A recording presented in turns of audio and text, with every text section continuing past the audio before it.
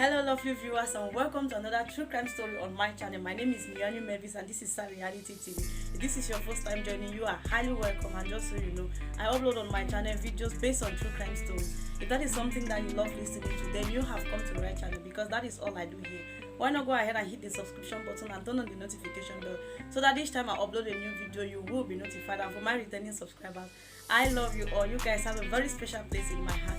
Without taking much of your time, let's dive into today's story. Today I will be taking you on a free trip to Zambia. I will be bringing to you the tragic story of Bulemu founder, the nurse that was killed, raped and killed by the same child she adopted. Bulemu Kafunda was a successful nurse working in the Kawambwa District Hospital. It is said that Bulemu had the eyes for finest things. She was doing well for herself. She actually owned her own house and she really loved to invest. This is the reason why Bulemu decided to travel to Farupe village in 2016 to get another landed property for herself. While in the village, Bulemu spotted a young boy. This boy was neither going to school nor was he learning any trade, and he was only 14 years old, called Davis Chiseba. Bulemu, who has been described as a very compassionate woman, took pity on this boy and decided to adopt the boy so she could carry the boy back to the city and give him maybe a better life. And just to extend her kind heart, Bulemu decided to hire the father of the boy, who happened to bear the same name as his son, Davis Chiseba, to be the caretaker of the landed property she got. And for the purpose of this case, since both father and son are bearing the same name, I will be referring to the son as Davis Jr., while I will be referring to the father as Davis Sr. Bulemu took Davis Jr. back to the city and enrolled him in the Kawambwa Skill College, where he began schooling. She provided all what was necessary for David Jr. to go to school, clothed the boy, housed him, and took him as a child she never had. It is said that Bulemu will find Davis Jr. sneaking in and out of her room, keeping late nights, spending some nights out of the house, and equally keeping bad company. She was really not comfortable, and this is not the kind of life she had desired for the young 14-year-old boy she picked up 6 years ago. On the 22nd of November 2021, Davis finished writing his final exams in the Kawambwa Skills College. He had finished his final year exams in secondary school, and Bulemu decided to summon the father of Davis Jr. to talk things out with him. Bulemu told the father that she was really no longer ready to house Davis Jr. because his attitude is becoming unbearable, and he really wants him to take his son back to the village.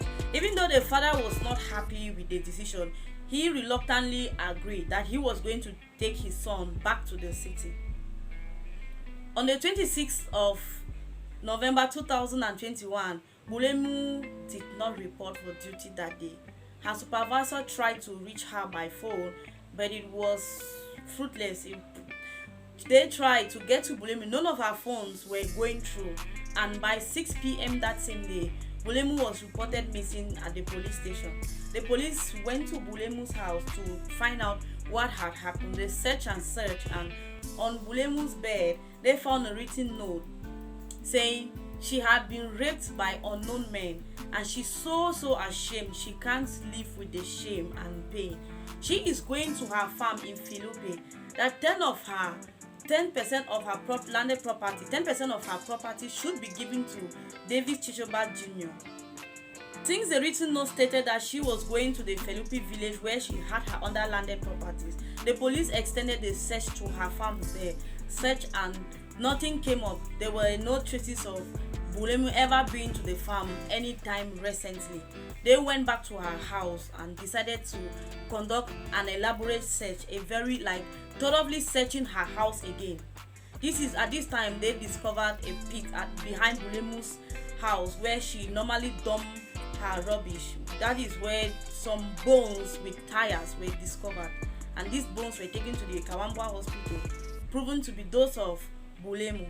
Immediately, the first suspect that was apprehended was Davis Chiseba Jr. He immediately confessed to the crime. he had acted alongside his father with a host of other people that are still being arrested by the police till this day. What a horrible way to repay such acts of kindness. Bulemu was just a selfless, compassionate woman that just wanted the best for the child she picked up from the street. But because of greed and how desperately the human heart is wicked, the father and son decided to kill her just to own part of her property. It's so sad. She had done a lot for the family already. He was 21 years old. He just had to move on with his life and make the best, because Bulemu had given him the foundation that he ever needed to be a better person in life. If only we human beings could know what the future holds. I would say Bulemu, if she had known that the boy she picked up from the street that fateful day, that day she had marked the beginning of her end, to be killed by the same child you fed, nurtured, catered for, sponsored in school. I don't know, I can't really imagine the horror she went through during her last days or last moment while she was being killed. I really still can't help but imagine the thoughts that were running through her mind, knowing that the same child she wanted nothing but the best for was the same child that was ruthlessly taking life out of her. What a painful exit. And that, my lovely viewers, is the sad story of Bulemu Kafanda. Thanks for always watching, and if you haven't subscribed, please do, because I will be bringing you updates. This case is actually still new. It hasn't been charged to court yet, and everyone is hoping that Bulemu, while finding rest, will get justice for what this evil father and son did to her. Thanks, and hoping to see you around in my next video. Bye.